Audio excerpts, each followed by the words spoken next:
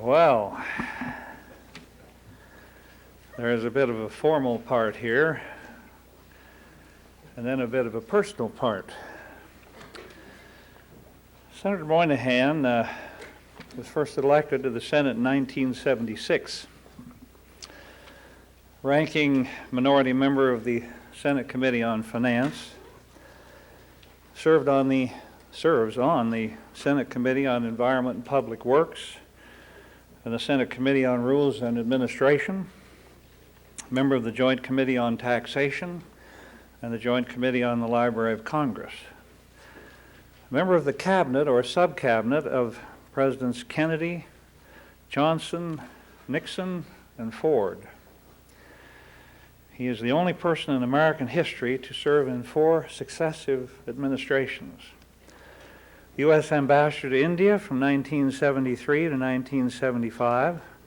Another of our lovely guests here today has done that duty. John Kenneth Galbraith and Catherine, wonderful to have you here. I don't want you two to get together and compare notes on your tour of duty over there. U.S. Representative to the United Nations from 1975 to 1976. Graduated from Benjamin Franklin High School in East Harlem, New York. Served on active duty in the United States Navy from 1944 to 1947 in the South Pacific. In 1966, 20 years in the Naval Reserve and retired. Earned his bachelor's degree, cum laude, from Tufts University. Studied at the London School of Economics as a Fulbright Scholar, received his MA and PhD from Tufts University's Fletcher School of Law and Diplomacy. Been a professor of government at Harvard University. He is the recipient of 62 honorary degrees, which means he's given 62 of the same commencement addresses. He served on the National Commission of Social Security Reform in 82 and 83, whose recommendations formed the basis of legislation to assure fiscal stability. Just quickly, I came to the Senate. We served on the same committee. I didn't know him well, and we marched in the St. Patrick's Day parade in New York. He said, "Simpson, look up as you walk. Now you're from Wyoming. They'll think you're a cowboy looking up. But look up, because this is the architecture of the city." Every time I have ever been to New York, I didn't care what they call me, I looked up. And it is an extraordinary, 44th and Madison, I believe, is the one you pointed out. It's an unbelievable city. Javits used to tell me to travel, and so 2 senators from New York got me in a lot of trouble. But on the Environment and Public Works Committee, he helped me extraordinarily in my freshman duties. We worked together on public buildings reform. That was a classic, 11B, you remember that one, Patrick? A source of good counsel. We served together as members of the Regents of the Smithsonian. He is a stirring intellect with a wonderful blending of wit and wisdom. And he is working again, as he always has, doing something for his country, Social Security. Others will be there to help. John Brough, John Chafee, Chuck Robb, Judd Gregg, Bob Carey. They're going to get it done. But he and Liz have been very kind and very generous to us in our time. And I want to thank him for that. Public service. Those are the 2 words. That's what the IOP is supposed to be all about. And that is what the life of Daniel Patrick Moynihan is all about. Public service. Welcome, my friend. Got the whole load, It's a public service with the occasional highway in between, God, what a mess you're making of the Central Artery.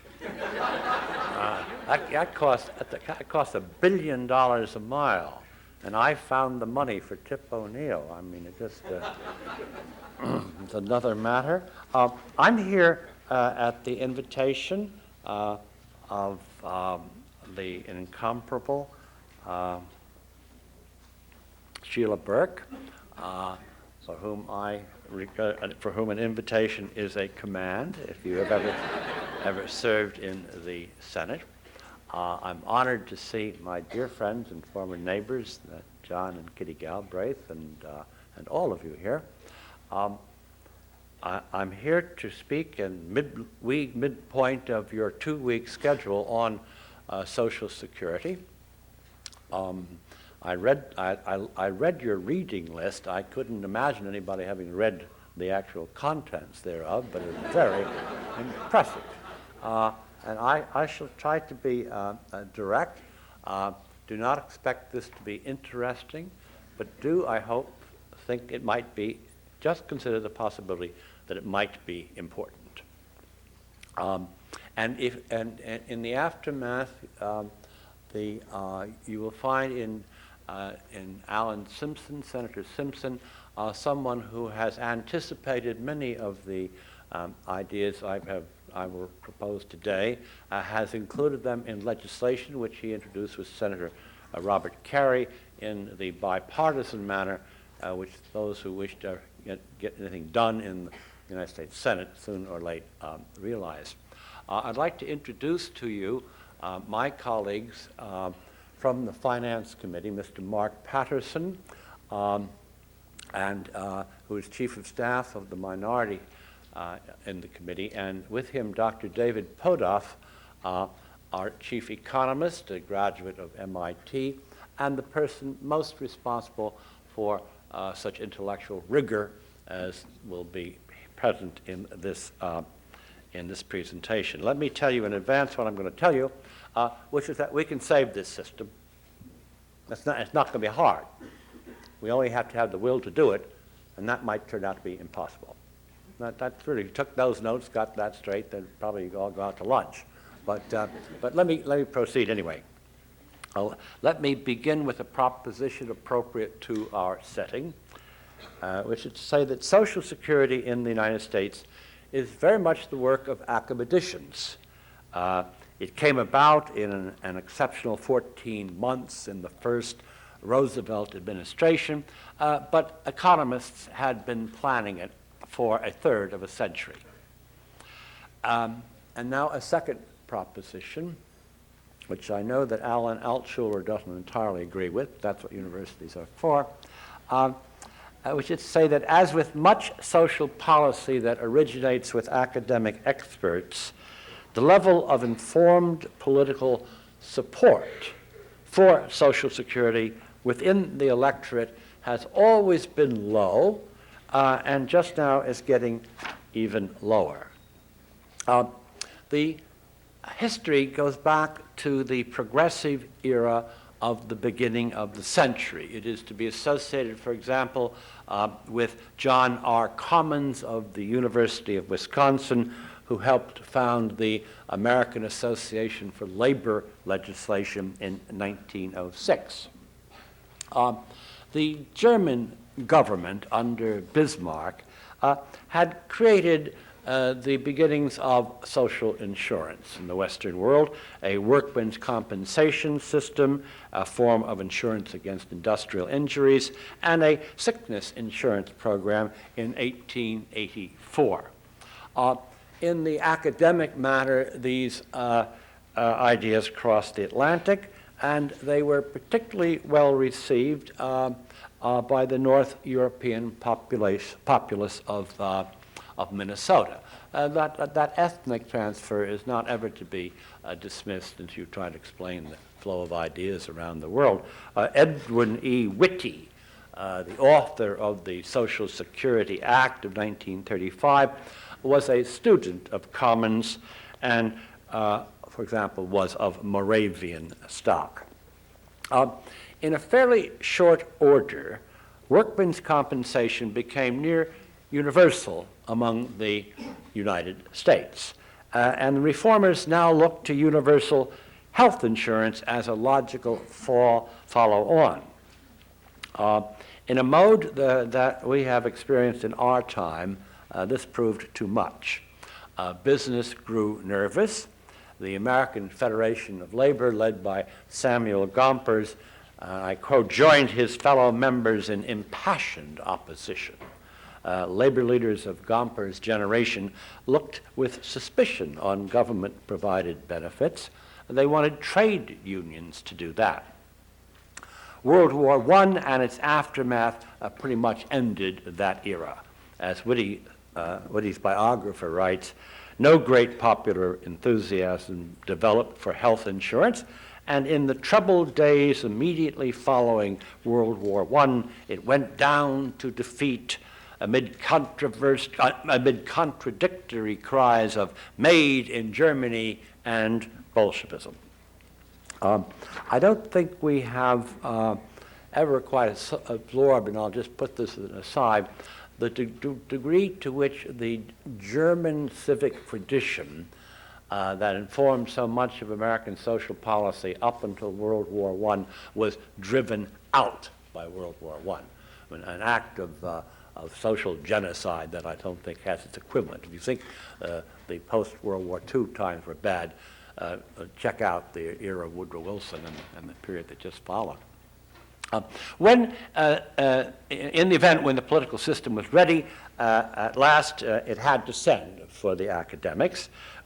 Roosevelt was being pressed by Huey Long and the Townsend Plan and the general distress of the Depression. He needed a big bill. In the June of 1934, he set up the Committee on Economic Security, headed by Francis Perkins, a knowledgeable reformer, albeit of the Gramercy Park variety. And also a woman, I knew her in her later years, and I know that Senator Galbraith knew her well, a woman with a magical ability to get strong men from be they Tammany district leaders or Supreme Court justices, to help her out because she was, well, so very much in need of help. Madam Perkins brought Commons student Whitty from Wisconsin to staff her Committee on Economic Security, but it was left to her to figure out how to get a bill passed.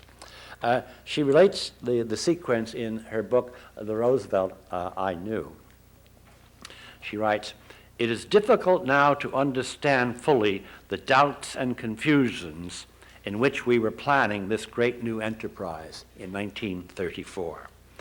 The problems of constitutional law seemed almost insuperable.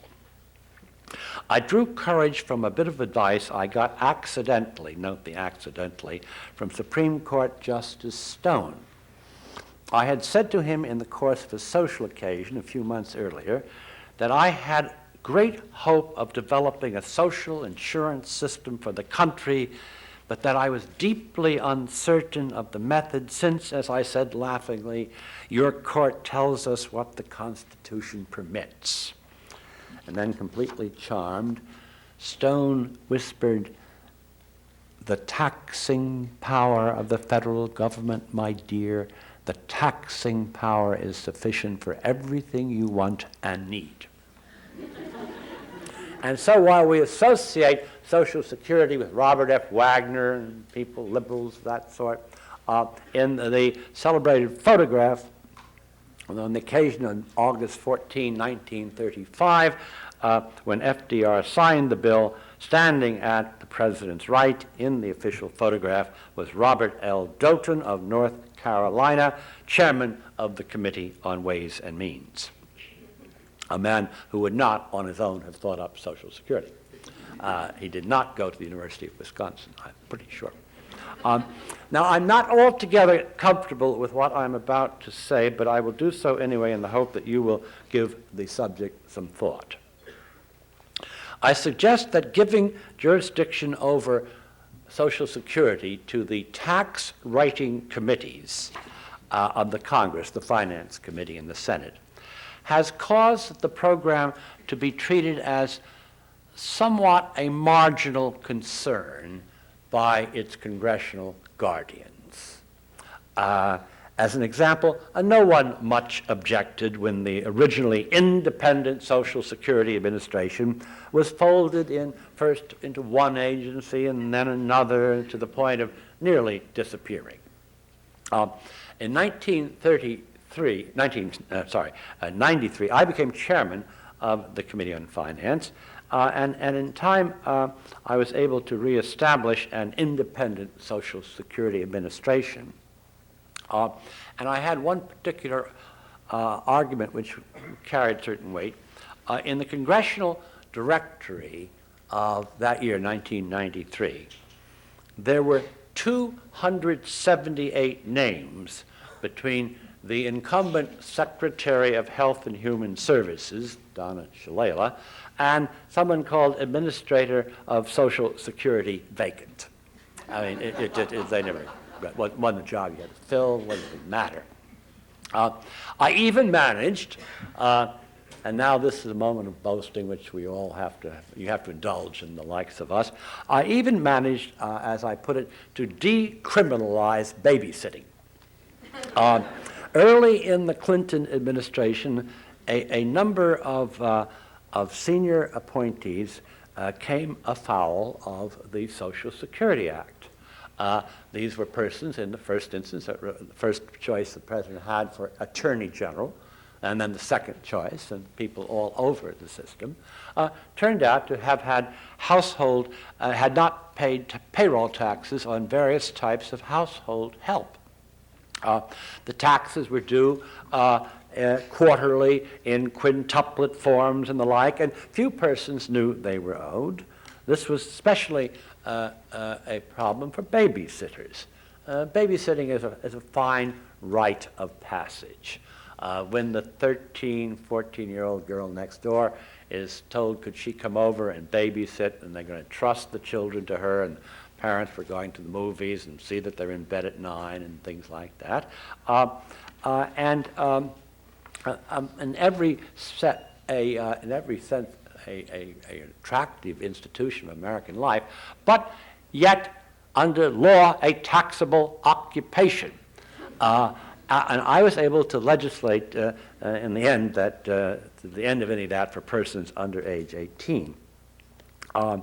And I've related in Miles to Go that this may have saved my 1994 election. I'll take just the liberty of telling you something. I was in upstate New York and meeting with a bunch of newspaper editors and writers in a major city, and they were interested in me. I mean, they knew who I was, and they were probably going to endorse me. They weren't going to cite them particularly, and what I had to tell them about the world, they weren't much interested in it.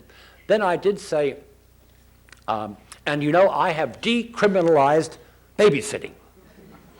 And suddenly the room was alert. And there wasn't a person there who at one point in his life in the recent years had not said to wife or husband, "What was the name of that girl we had about 10 years ago? I didn't know we owed taxes on it. Is that a criminal offense?" Well, yes, it is. Could we go to jail? The Social Security system had become a threat to your life. And no, that didn't bother anybody who was running the Social Security Administration. Didn't bother them one bit, which is a decline of institutional energy and vigor, and it has showed. It became a source of anxiety to the country, and in any event, the original excitement surrounding Social Security had faded. If you noticed, a time came about the mid-'70s when a majority of non-retired adults did not believe they would ever receive Social Security. And this is even more emphatic today.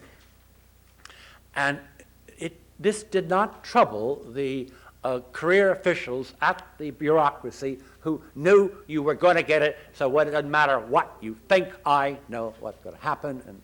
And very slowly, but then with great rapidity, the idea of getting rid of the system began to progress.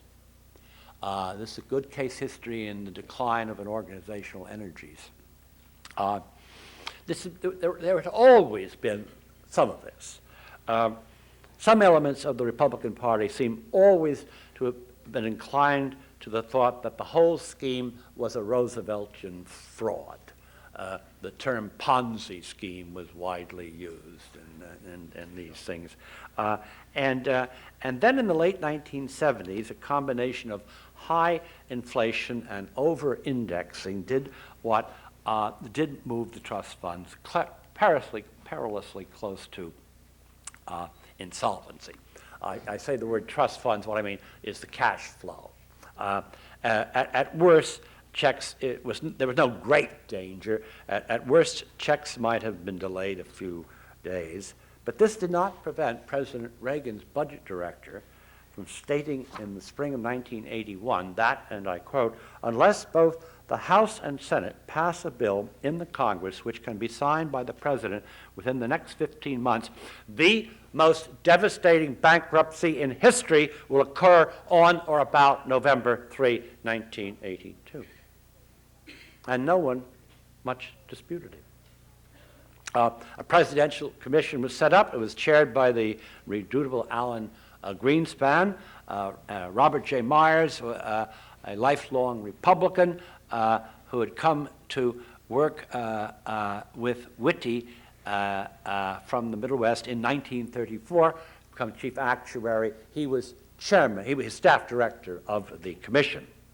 But I was a member, and I think Chairman Archer was a member. We're the only two left in the Congress just now.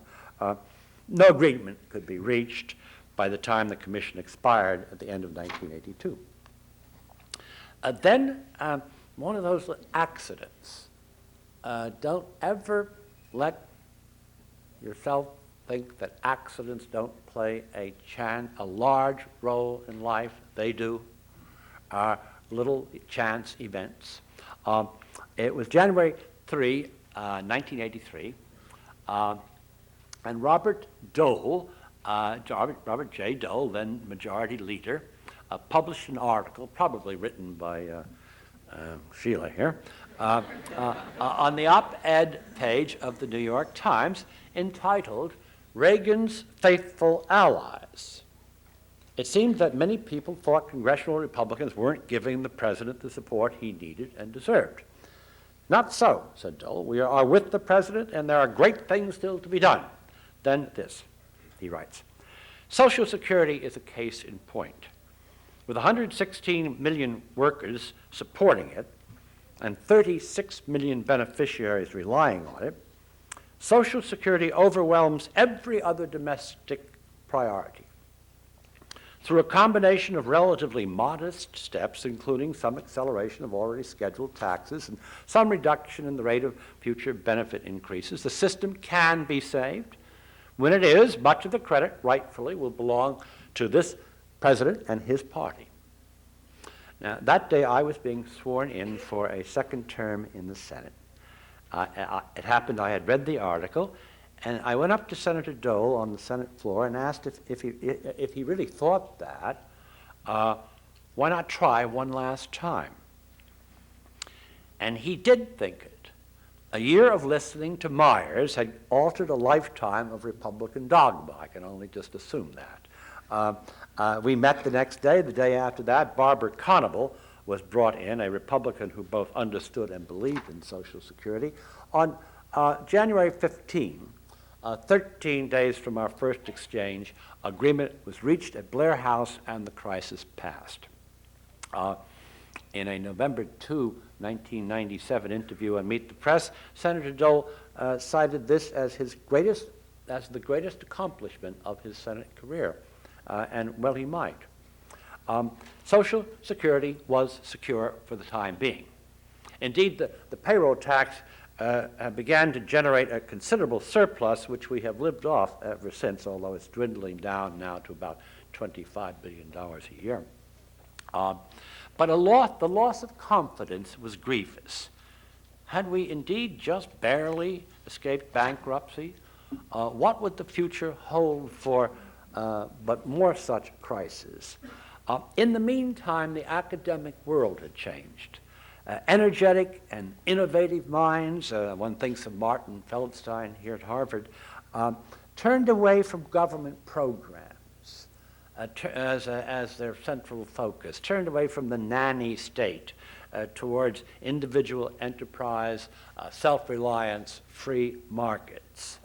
As the 1990s arrived and the long stock market boom, the call for privatization of Social Security all but drowned out the more traditional views.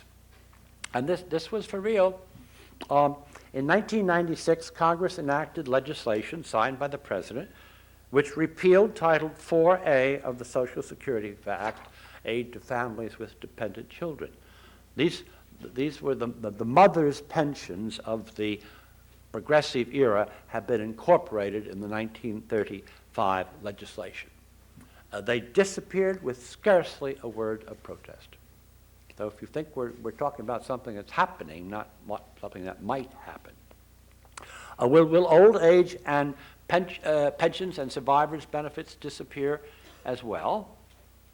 What might once have seemed inconceivable is now somewhere between possible and probable. I for one, hope this will not happen.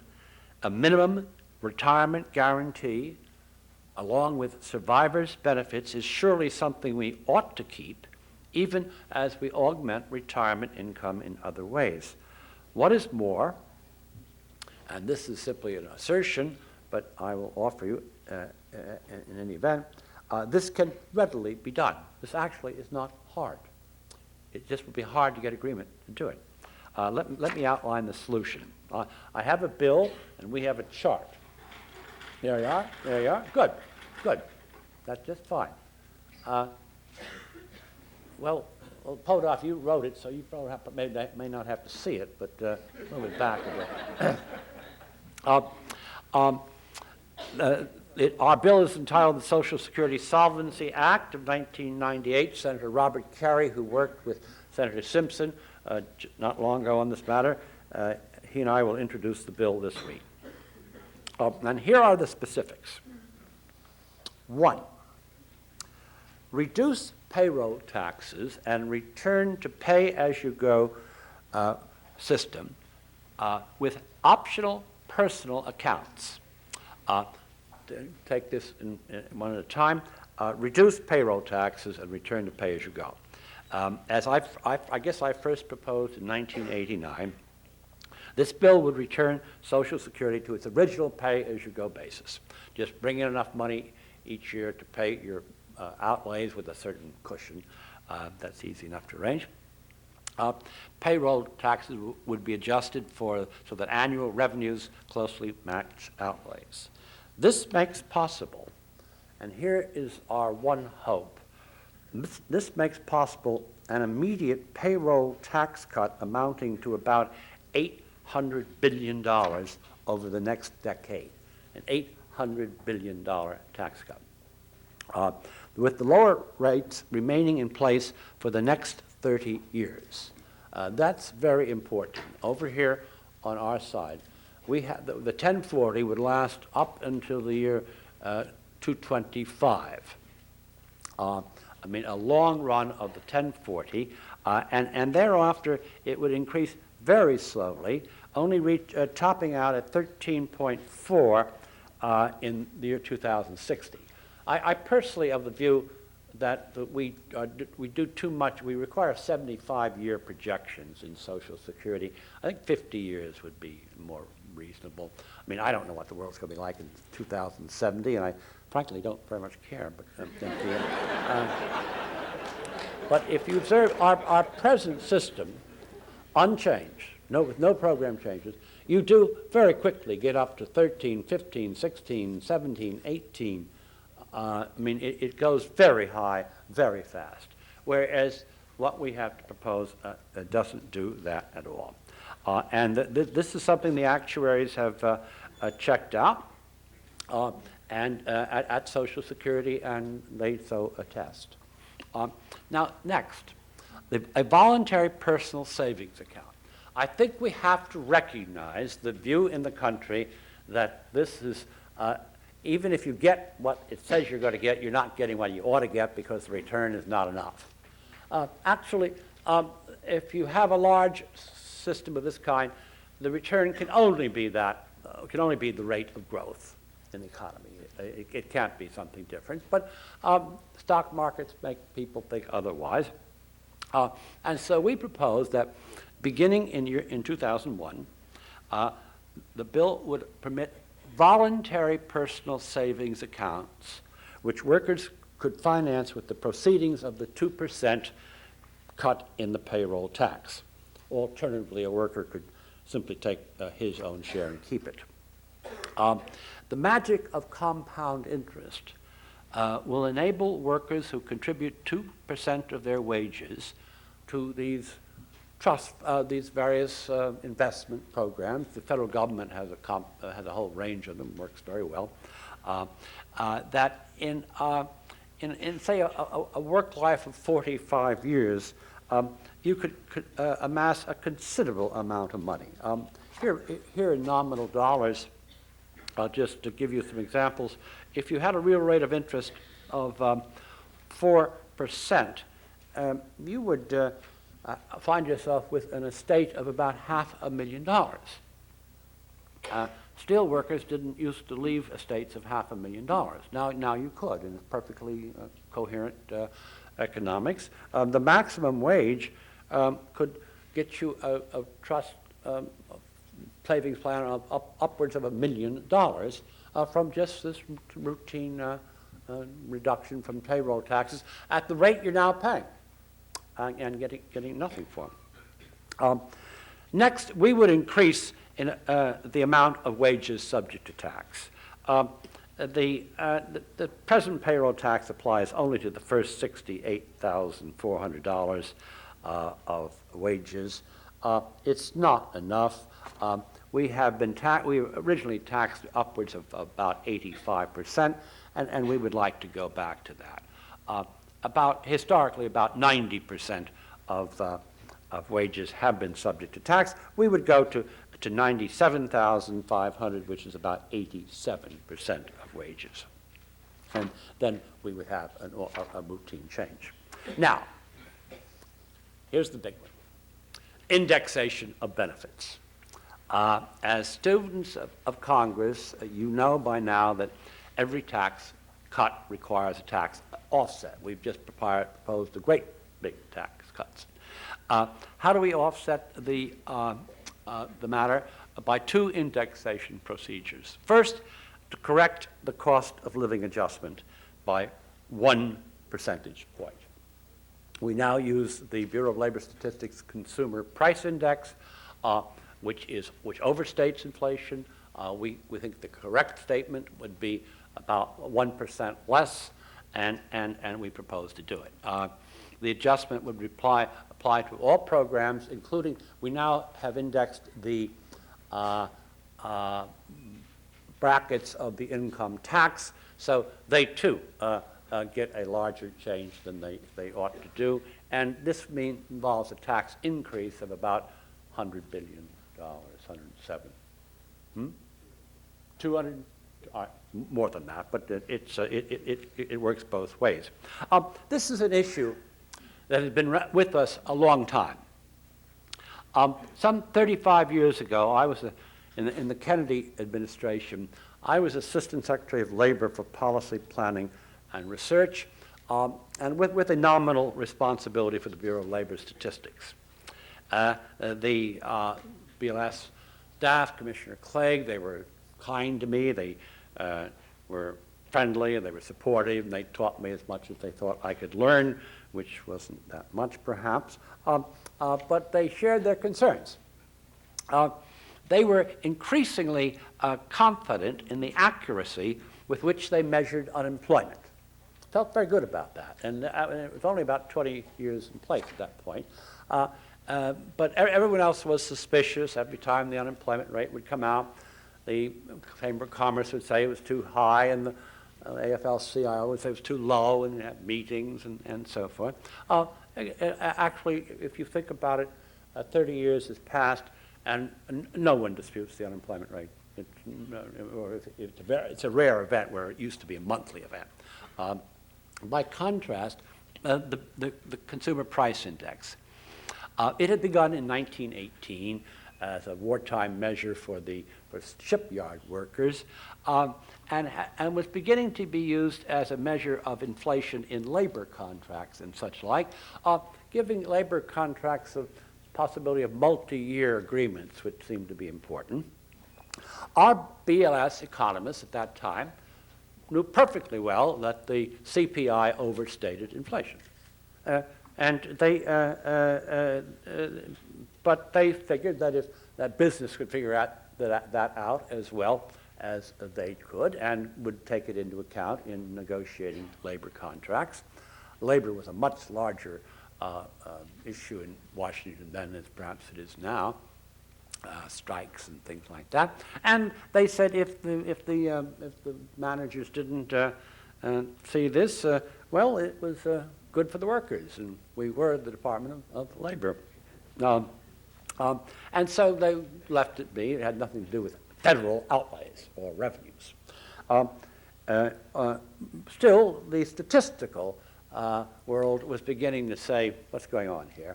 On taking office, the Kennedy administration had waiting for it a report by a distinguished National Bureau of Economic Research committee headed by George Stigler, who would later go on to win the Nobel Prize in economics. The Stigler Report, the price statistics of the federal government, concluded that the CPI and other indexes overstated the cost of living. The theme was picked up by Robert Gordon in an article in the Public Interest in 1981, and it began to be something you knew about in Washington. In 1984, in a celebrated memorandum prior to the election, presidential elections, the congressional elections, I'm sorry, it was entitled Big Choices. Then OMB Director Alice Rivlin noted that CPI may be overstated by 0.4 to 1.5%. Then at this point, it wasn't a hard argument to make. The Bureau of Labor Statistics has never concealed this matter. They publish a small pamphlet called Some Understanding the Consumer Price Index, Answers to Some Questions, and it's a sort of Q&A format. And one of the number three is the CPI a cost of living index? Answer, no, although it frequently and mistakenly is called a cost of living index. In 1995, the Finance Committee appointed an advisory commission to study the CPI. It was chaired by Michael Boskin of Stanford, and it had two eminent members of the economics department here at Harvard, Zvi Griglich and Dale Jorgensen. Their final report concluded that CPI overstates changes in the cost of living by 1.1 percentage points. Sounds small, it is enormous. The BLS is reported recently to have made changes. They make changes all the time, but it's just not in the nature of this beast to be a cost of living index. It can't be. And this January at the American Finance Association in Chicago, Alan Greenspan put it very well. He said, despite the advances in price measurement that have been made over the years, there remains considerable room for improvement. We know the Federal Reserve, I don't want to speak about the Federal Reserve, but serious economists do not use the CPI as a cost of living index. They would be wrong, and seriously wrong. We would have a cost of living board determined on an annual basis if some further refinement is necessary. Then we would increase the retirement age. In 1983, we agreed to move it to age 67 by those turning 62 in the year 2012. 22, we would move it up slowly to 70 in the year 2065. This keeps you in about the same ratio of work years to retirement that we have had for a very long while. We would repeal the earnings test. There is no reason to go through this. Again, the administrative torpor, institutional decline. In the 1930s, the government thought it best to keep people out of the workforce so that anybody receiving Social Security would have to lose benefits temporarily if they had income. Well, this is silly. You get it back. It doesn't make any difference to the actuarial system and just annoys a lot of people. And it did not annoy the civil servants who run the Social Security Administration. But there you are. With an unemployment rate of 4.6%, this is nonsense. We would have normal taxation of benefits. Just now, we would tax benefits in the same manner that we tax the ordinary pension arrangements that people have on a private system. There's no reason there should be different. We would cover all newly hired state and local employees.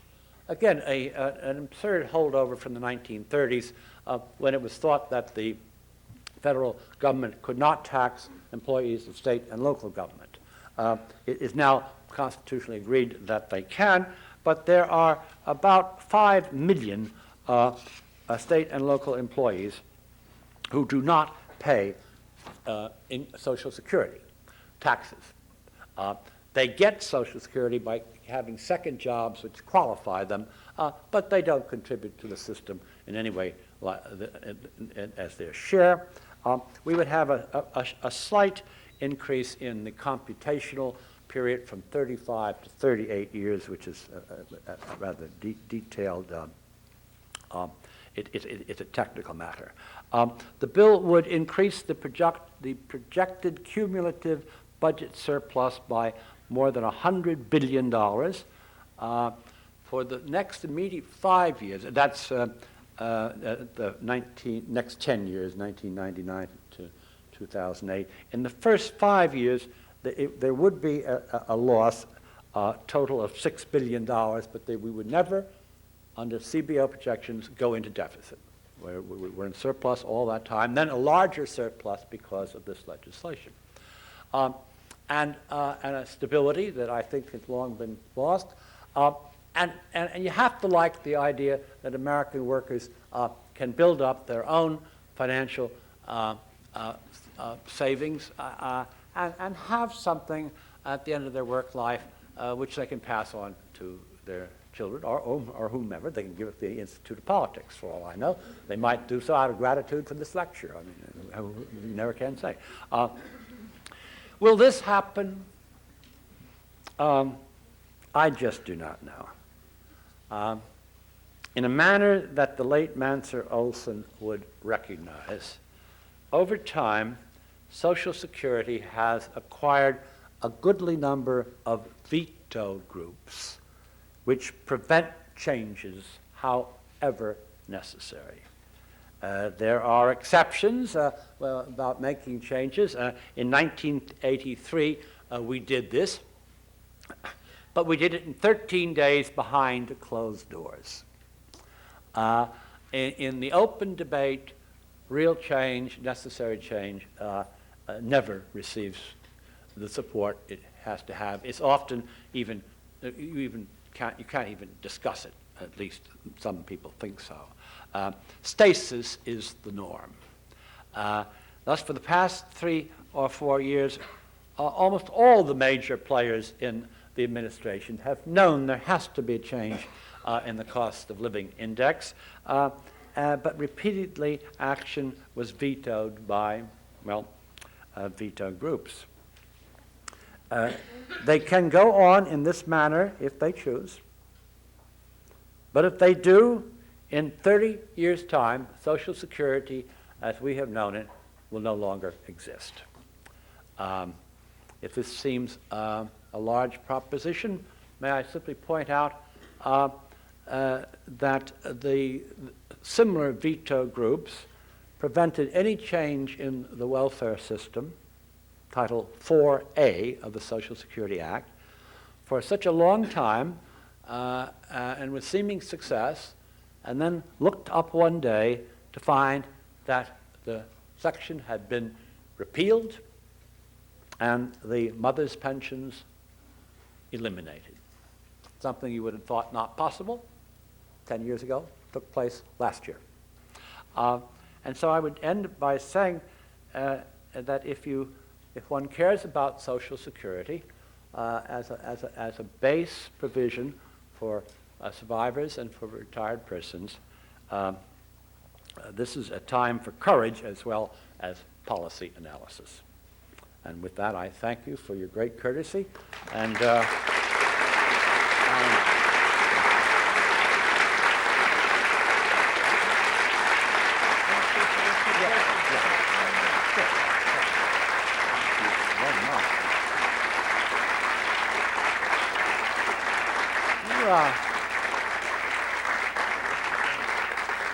you all really do care about public policy, don't you?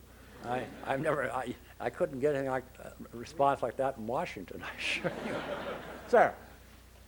Senator, first of all, I commend you for your willingness to take on the payroll tax, which, as you know, is the largest tax paid by 70% of working families and the most regressive. But unfortunately, it seems your proposal still leaves the overall rate relatively high, and at the same time, it isn't directed towards the working poor who are most in need of payroll tax relief. So my question to you is, what would you think of a proposal to exempt the first $10,000 of earned wages from payroll taxes and to make up for the $140 billion in lost revenues through pollution taxes, thereby creating more jobs, higher take-home pay, and less pollution? You wouldn't mind diagramming that, would you? It will be diagrammed in a Nation article in 2 weeks. Oh, good. Congratulations. What's your name, sir? Ted Halstead. Mr. Halstead, I would make it my reservation about that is that from the first, Social Security has been an earned benefit. You paid for it. And if you ever begin transforming it into an unearned benefit, it becomes welfare, and when it becomes welfare, it is in great trouble at this point in our history, perhaps at all points. I don't mind your, I recognize your point, but if you want a system to persist, it better be, that's my money, I paid in, I'm taking out what is mine. There is, at this point, however, as you know, the return is rather heavily skewed to low-wage workers. Low-wage earners get a higher rate of return than high-wage earners, so that's internal. Nobody knows about it.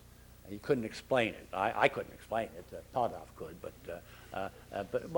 it's about a 20% differential, isn't it? Yeah, that's about a 20% differential. Pollution taxes, good luck.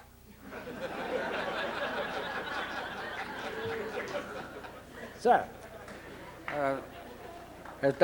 Many talk about raising the 65,400, that is eliminating it. I read that we could get 80 billion a year. And secondly, I wonder about our priorities. The elderly, 78% of them have income of $45,000 or less. And we're pouring money into defense at the rate of $250 billion a year. Is there any talk? Barney Franks is the only one I've heard talk about cutting their allotment. Well, this is, again, I think it's a rule. Well, Russell Long once said this to me about the Senate. He said, never take one fight into another fight. I'd like to see us save Social Security and with as many or as few aircraft carriers as other people want. but not to connect the two. But we will raise the taxable level to an historic point. It used to be about 90%. Thank you, sir. Sir. We've been learning for a week the problems with a pre-funded system and, with a pay-as-you-go system and why we need a pre-funded system.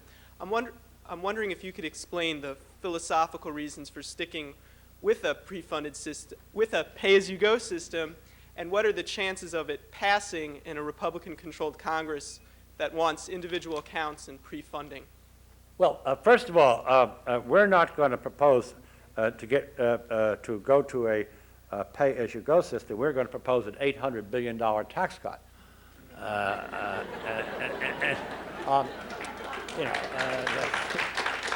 It's been 22 years in the Finance Committee. You learn something. Oh, I see. Oh, I see. Oh, good. Thank you. Yes, please. But I want to say to this gentleman that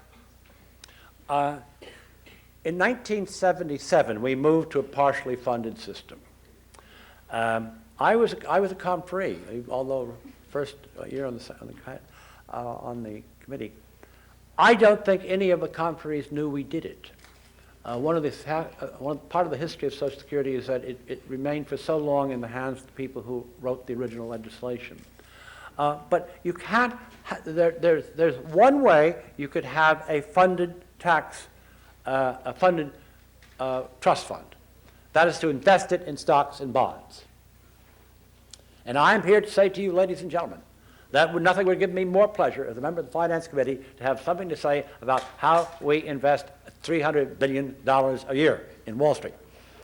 And there'd be lots of friends in Wall Street in the consequence. And it would be a disaster politically. The other way is to build enormous warehouses and fill them up with Campbell's soup cans that can be issued in the year 2055. Otherwise, it's a pure illusion. I'm sorry, but it's just an illusion, and we never should have got into using the term in the first place, in my view, sir. But I look forward to your article. Now, there's somebody up above. Yes, sir. Sing out. Yes, my name's Matthew Fagan. I'm an MPP1, first-year student.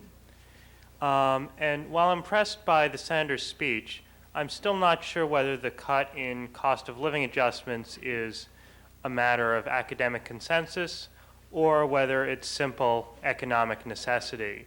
The Boskin Commission did not examine possible sources of understatement in the CPI, and the overstatement it considered draws a lot from things like better quality VCRs. And while I enjoy these things, they don't do a lot to affect the standard of living of low-income seniors. So, do you really think that a cut in the COLA is fair to those lower-income seniors, not to mention other people whose benefits or wages are tied to the CPI? I think you have two questions there. I would answer your first by saying, of course there is not total academic agreement in this matter. I do think there is something very close to a consensus. And I've been pretty close to this argument for a long time. I would suggest you write a paper about it. Excellent one in the New York Review of Books on the topic a few months ago. Oh yeah, I saw that, and I didn't recognize the argument, frankly. It was a new one to me. Did you read it, David? It was an odd one, and it didn't agree with me, so I didn't.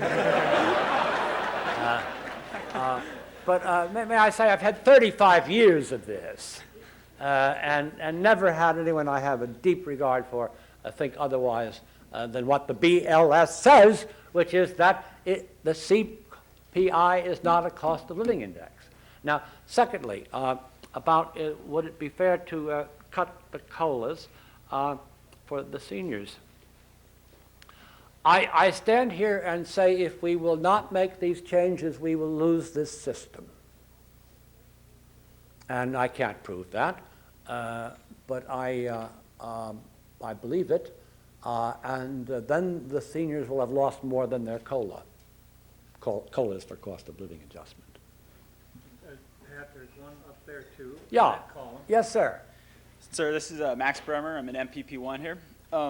My question regards not only the disparity between men and women in terms of life expectancy, but also the disparity between races in life expectancy, and what effect you would see that having on the expected returns from Social Security. I don't know. Women live longer than men. This has to do with, I don't know what that has to do with. Survival of the fittest. Survival.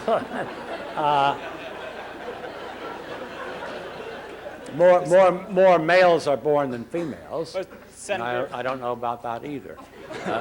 Senator, in terms of there's for instance, black males can expect a negative return from Social Security at this point because of the shorter life expectancy. They're not expected to live long enough to collect even as much as they have put in. And by increasing the retirement age, you will in effect be increasing that disparity. That could be true, but remember survivors' benefits and disability benefits. I don't know. Is there, David, is there a consensus within the... You're exactly right. You have to factor in survivor benefits, disability benefits, and shorter lifetime paying into the system. There is a serious flaw in the Heritage Foundation study. It could not take account of the lifetime paying in. No. And that has to be looked at very, very carefully. These are good questions, and stay right here until you have a PhD and you can answer them. Thank you. Sir. Yes. You paint a very rosy picture of how your Social Security system will benefit the highest wage workers. I ask you, how will that benefit the average American? And also, it has been confirmed by the Boston Commission and the BLS that the CPI is overstated by about 1%. But by cutting that and readjusting it, you're really hitting hardest on the average American. And I ask you, are your policies in the interest of the average American? And what are you doing to the poorest people of the country? You still ask questions like that? Hey, I'm talking about how do you preserve an annuity system and a disability benefit system and a survivor's benefit system for the American working population. I mean, best paid. Best paid don't, there are high-income people who do not need such a system. But this is our one great social achievement of the 20th century in terms of government social policy. And it is in jeopardy.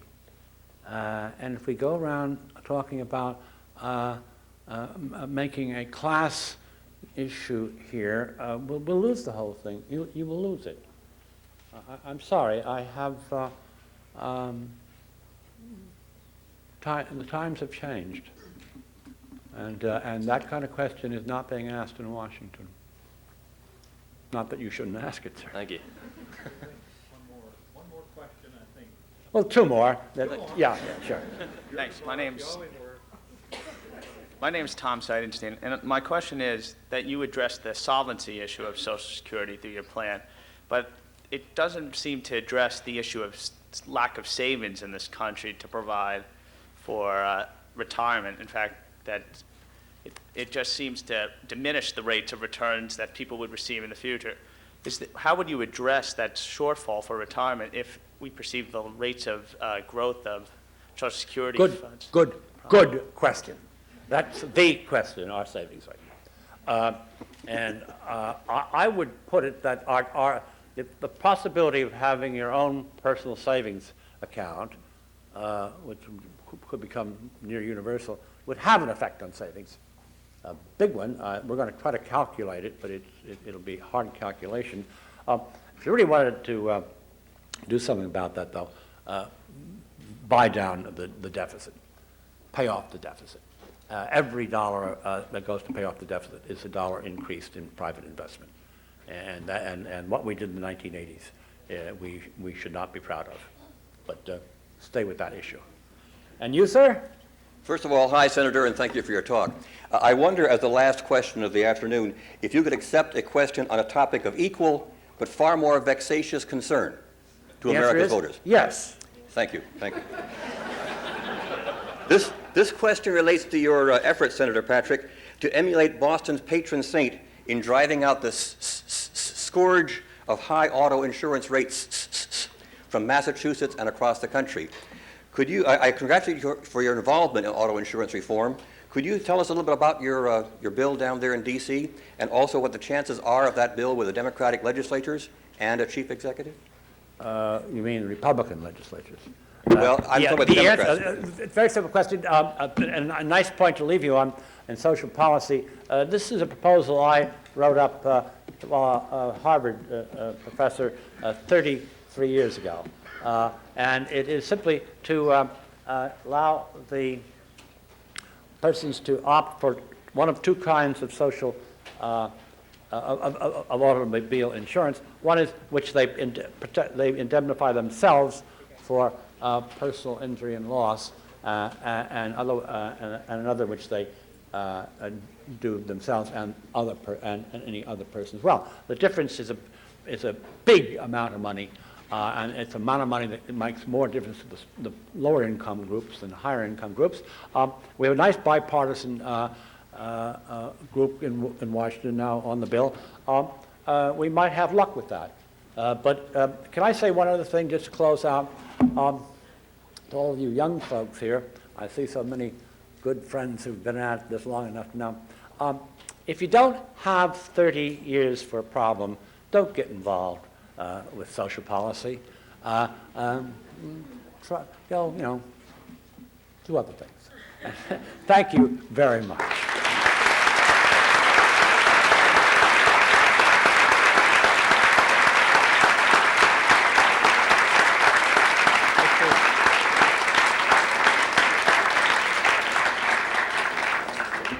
Pat, thank you very much.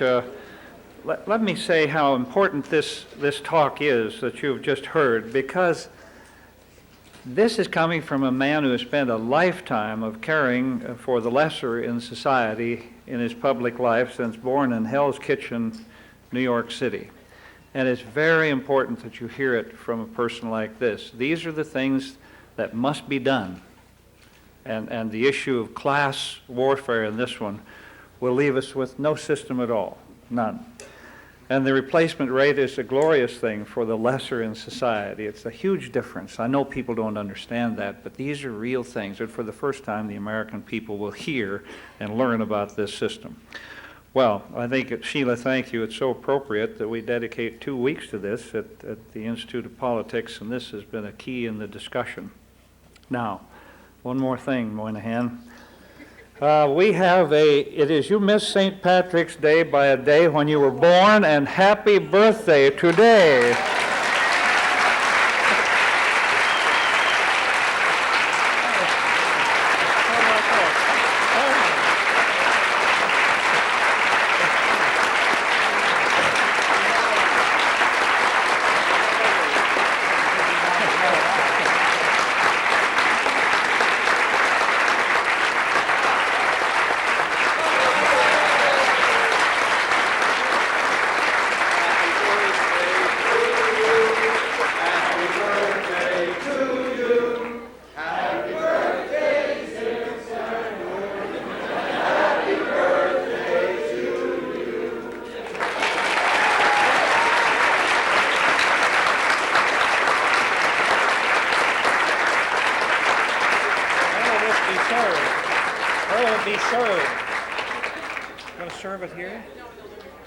They're going to serve it here?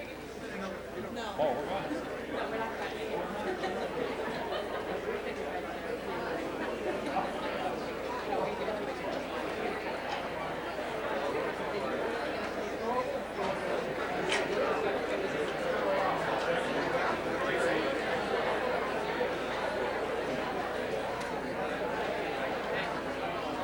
But it was nice of you to see.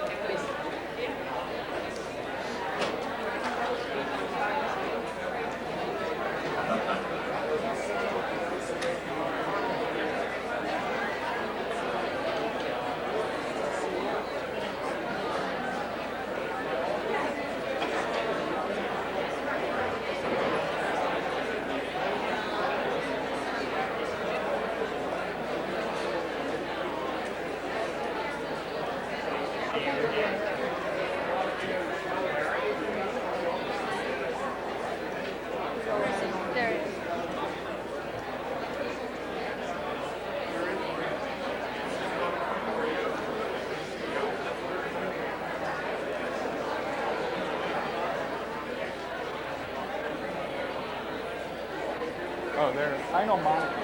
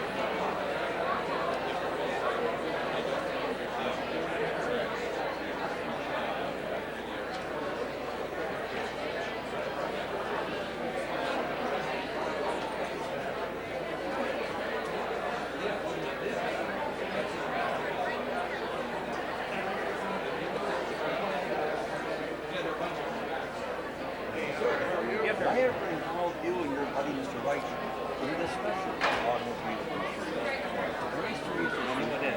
It's very serious when you're back. With the allegiance with my attorney. When I leave you my card in case you ever get called up. Thank you very much. It's a serious issue both in the state and federally. The kind of thing, if we can win on this, we might be less cynical about government and get involved in other issues too. Thank you very much. Thank you. You bet.